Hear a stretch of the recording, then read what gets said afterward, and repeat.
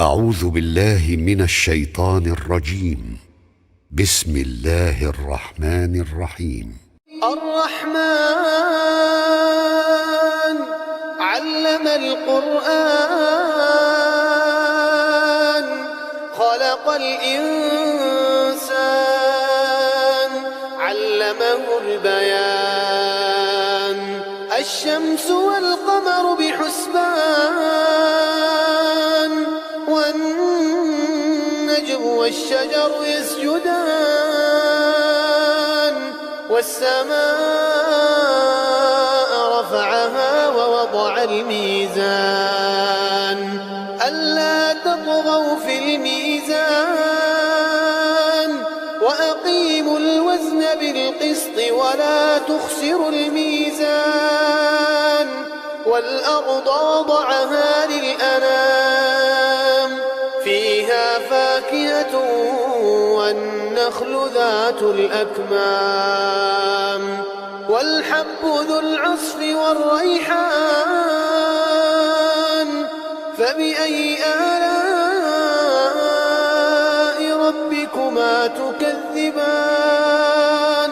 خلق الإنسان من صلصال كالفخار وخلق الجن من مارج من نار فبأي آلاء ربكما تكذبان رب المشرقين ورب المغربين فبأي آلاء ربكما تكذبان مرج البحرين يلتقيان بينهما برزخ لا يبغيان فبأي آلاء ربكما تكذبان يخرج منهما اللؤلؤ والمرجان فبأي آلاء ربكما تكذبان وله الجوار المنشآت في البحر كالأعلام فبأي آلاء ربكما تكذبان كل من عليها فان كل من عليها فان ويبقى وجه ربك ذو الجلال والإكرام فبأي آلاء ربكما تكذبان يسأله من في السماوات والأرض كل يوم هو في شأن فبأي آلاء ربكما تكذبان سنفرغ لكم أيها الثقلان فبأي آلاء ربكما تكذبان يا معشر الجن والإنس إن استطعتم أن تنفذوا من أقطار السماوات والأرض فانفذوا لا تنفذون إلا بسلطان فبأي آلاء ربكما تكذبان يرسل عليكما شواظ من نار ونحاس فلا تنتصران فبأي آلاء ربكما تكذبان فإذا انشقت السماء فكانت وردة كالدهان فبأي آلاء ربكما تكذبان فيومئذ لا يسأل عن ذنبه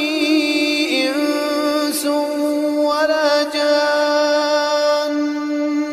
فبأي آلاء ربكما ربكما تكذبان يعرف المجرمون بسيماهم فيؤخذ بالنواصي والأقدام فبأي آلاء ربكما تكذبان هذه جهنم التي يكذب بها المجرمون يطوفون بينها وبين حميم آن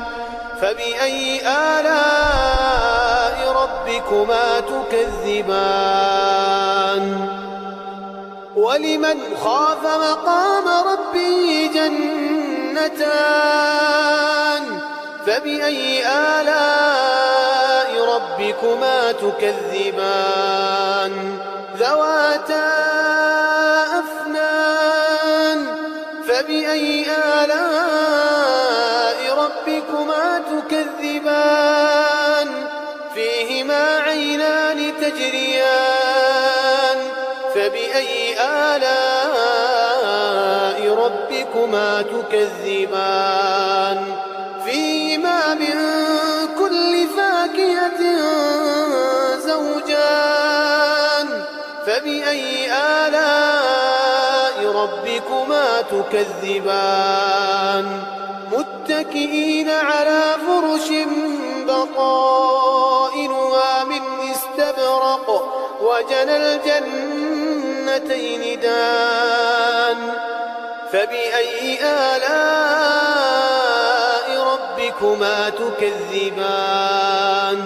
فيهن قاصرات الطرف لم يطمثهن إنس قبلهم ولا جان فبأي آلاء ربكما تكذبان كأنهن الياقوت والمرجان فبأي آلاء ربكما تكذبان هل جزاء الإحسان إلا الإحسان فبأي آلاء ربكما تكذبان ومن دونهما جنتان فبأي آلاء ربكما تكذبان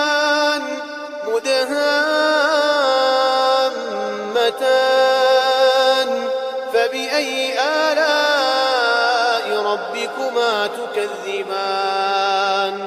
فيهما عينان نضاختان فبأي آلاء ربكما تكذبان فيهما فاكهة ونخل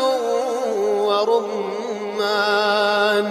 فبأي آلاء ربكما تكذبان فيهن خيرات حسان فبأي آلاء ربكما تكذبان حور مقصورات في الخيام فبأي آلاء ربكما تكذبان لم يطمثهن إنس قبلهم ولا جان فبأي آلاء ربكما تكذبان متكئين على رفرف خضر وعبقري حسان فبأي آلاء ربكما تكذبان تبارك اسم ربك ذي الجلال والإكرام